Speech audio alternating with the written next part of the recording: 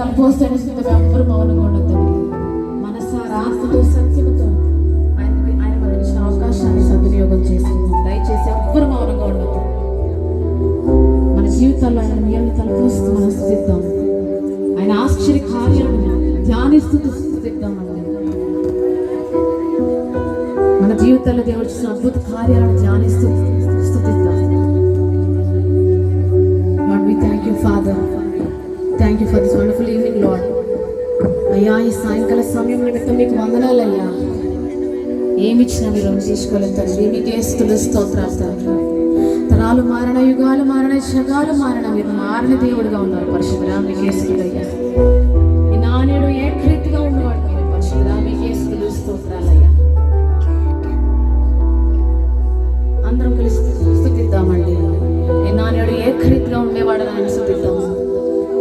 తరతరాలలో యుగ యుగాలలో జగాలలో ఆయన మాత్రమే దేవుడిని ఆయనను స్తుతిద్దాం.